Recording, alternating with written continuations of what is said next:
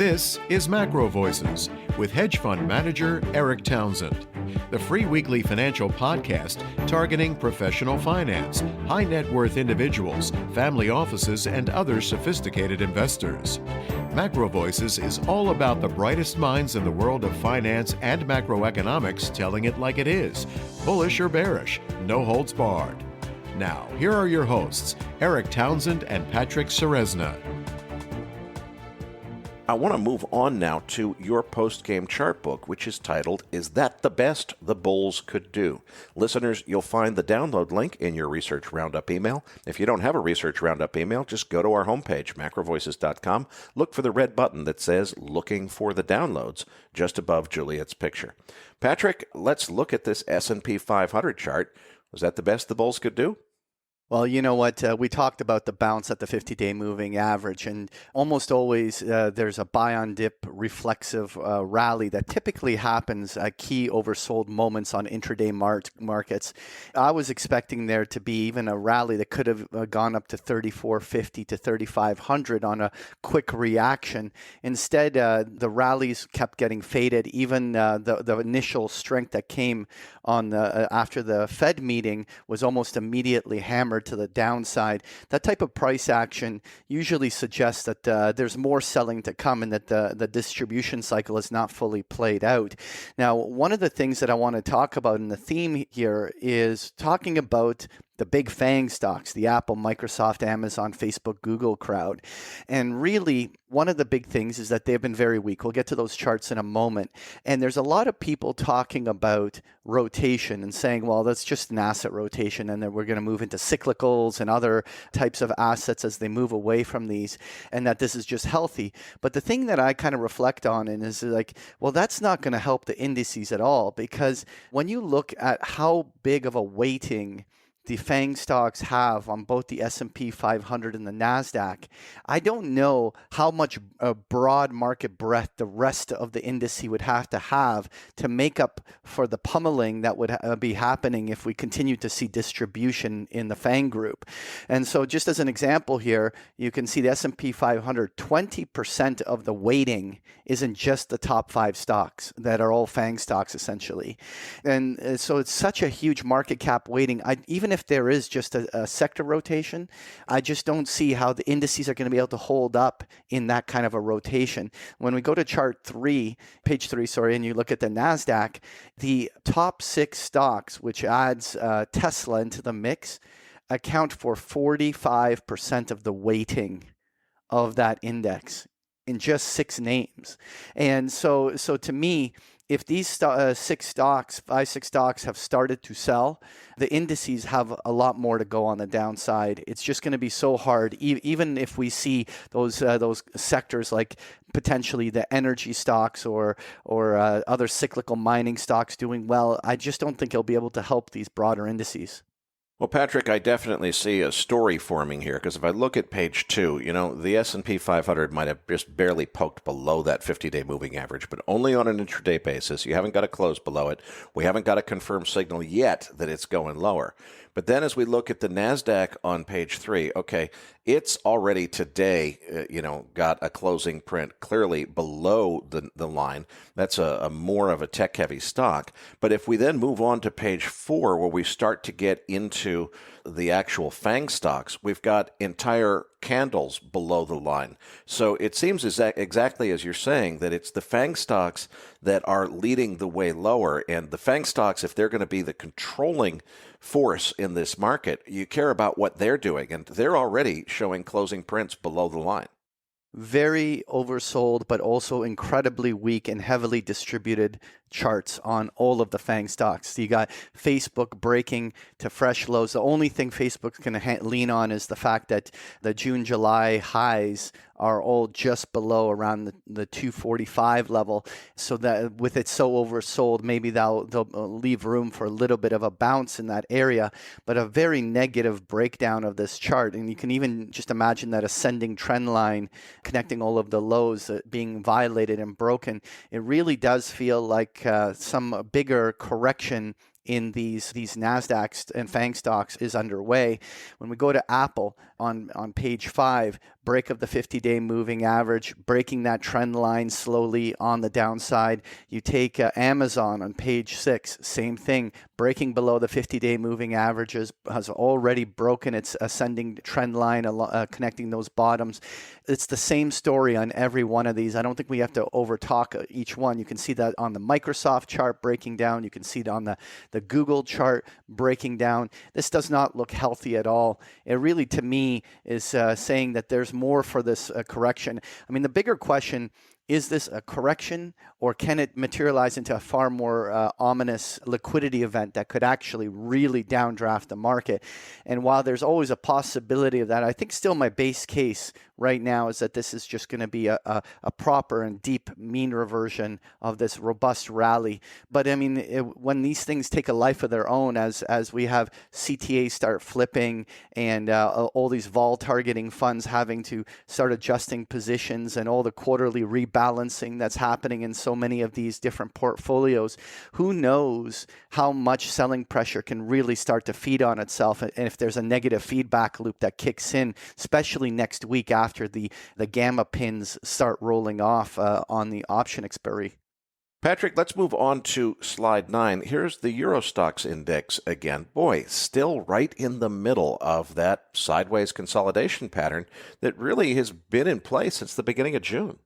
Right. And I think this is the other key thing to watch. For me, right now, all we've really seen is a blow-off top of a lot of these FANG stocks that really kind of took the momentum of the Apple and Tesla stock splits and this kind of little gamma drag higher on the upside that was happening. And it kind of blew off and put some short-term tops in all of those tech names. But the broader markets have not broken. We haven't seen a big breakdown in the Russell. We haven't seen global equity, and this is why I put the Euro stock up here, break.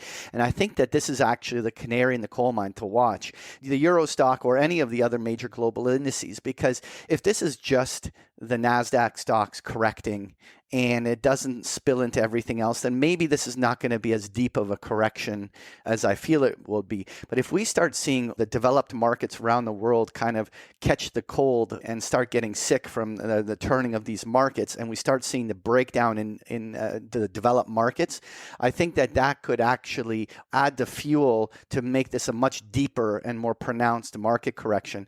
And so long as these stay stable and trading sideways, this could just be a Nasdaq move. And that's why I think watching this into next week is going to be so important.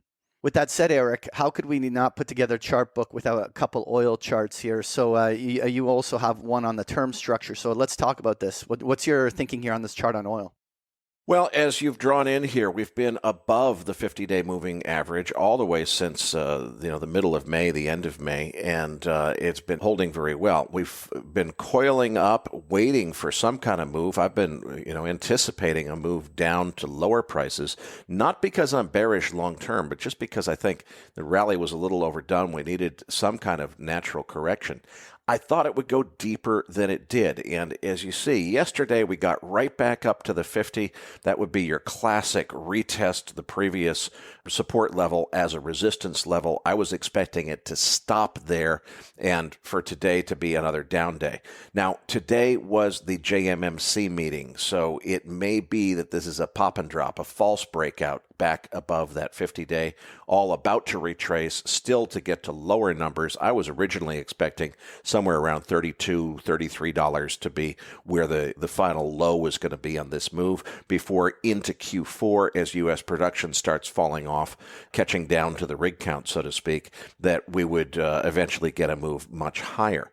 So that's kind of the way that I see the flat price chart. Now, as far as trading this, my favorite instrument is actually not to trade the front month contract because it's so volatile and it's so subject to a lot of gyrations when OPEC does their jawboning and so forth. So moving on to page 11, this is my favorite instrument for trading the long side of this market, which is what is known to futures traders as the Z1, Z2 spread, the difference between the price of December 2021 futures and the price of December 2022 futures. There's a number of reasons that I prefer to trade the time spread as opposed to the outright futures contracts, the flat price or the front month price as it's known in the industry. The first reason is that, as I said, it tends to be less volatile and less subject to short-term disruptions. You get a little storm in the Gulf of Mexico, it's not going to have a really big impact on time spread that's, a year and a half, 2 years into the future.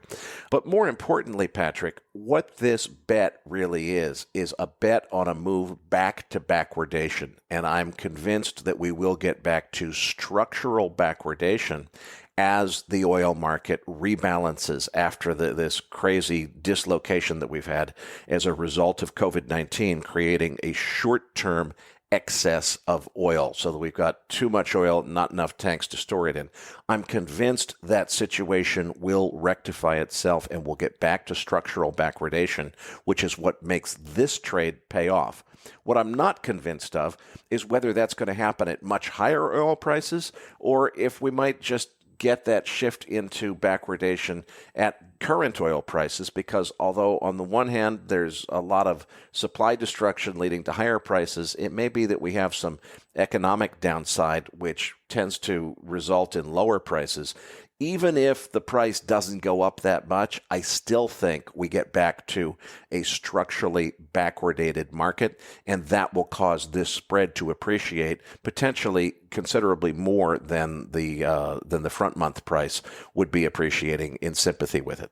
Moving on to chart 12, Patrick, you've got a nat gas chart, and boy, if you want to find one that the 50-day moving average didn't support it, I guess you found it, didn't you?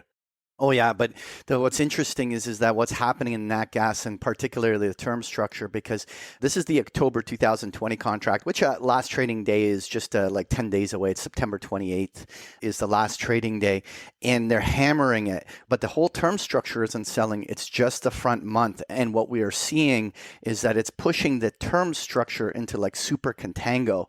And so when we go on to page 13, we can see just how big of a collapse this is. When we're just going out 1, 2, and 3 months out from here into the futures contracts, we still have nat gas trading almost at actually over $3.20.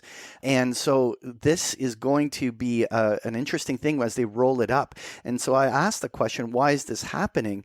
And what's interesting is that immediately I think back to what happened with oil, and I'm thinking that UNG ETF is still only rolling front month nat gas contracts. And I'm wondering whether this is the market basically playing the ETF role. What's your take on all of that?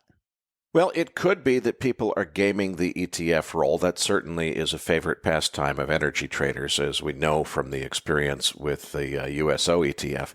But I think there are other explanations here. At this time of year, the reason that the later months are not selling off is we're coming into the time of year where there's going to be more demand for natural gas for heating, whereas the inventory that's available right now, because storage costs are so high and storage logistics are so complex with nat gas, it could be that the last of that summer gas has got no place to go. Nobody wants it. They feel that they have got plenty of supply, and it's just a short-term imbalance in the physical market. This is one of those things, to be a gas trader, you've really got to understand the physical market. And most people in energy trading either become expert in this stuff or they have the wisdom not to touch it because they're not expert in it. I count myself in the later group. I don't know enough about nat gas logistics and storage concerns and so forth to tell you what's going on here, but it feels to me like it's about a short-term imbalance in the physical delivery market and somebody not having enough space to store that gas in. And speaking of making yourself expert in a subject, for anyone who wants to get more of Patrick's terrific chart books, he does this almost every day of the week, 4 webinars a week at Big Picture Trading. You can find information on how to get a free trial on page 14 of the chart deck.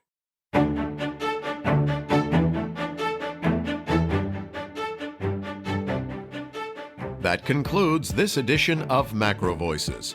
Be sure to tune in each week to hear feature interviews with the brightest minds in finance and macroeconomics. Macro Voices is made possible by sponsorship from BigPictureTrading.com, the Internet's premier source of online education for traders. Please visit bigpicturetrading.com for more information. Please register your free account at MacroVoices.com. Once registered, you'll receive our free weekly Research Roundup email containing links to supporting documents from our featured guests and the very best free financial content our volunteer research team could find on the Internet each week. You'll also gain access to our free listener discussion forums and research library. And the more registered users we have, the more we'll be able to recruit high-profile feature interview guests for future programs. So please register your free account today at MacroVoices.com if you haven't already. You can subscribe to Macro Voices on iTunes to have Macro Voices automatically delivered to your mobile device each week free of charge. You can email questions for the program to mailbag@macrovoices.com, and we'll answer your questions on the air from time to time in our mailbag segment. Macro Voices is presented for informational and entertainment purposes only. The information presented on Macro Voices should not be construed as investment advice. Always consult a licensed investment professional before making investment decisions. The views and opinions expressed on Macro Voices are those of the participants and do not necessarily reflect those of the show's hosts or sponsors. Macro Voices, its producers, sponsors, and hosts Eric Townsend and Patrick Ceresna shall not be liable for losses resulting from investment decisions based on information or viewpoints presented on Macro Voices. Macro Voices is made possible by sponsorship from BigPictureTrading.com and by funding from Fourth Turning Capital Management, LLC. For more information, visit MacroVoices.com.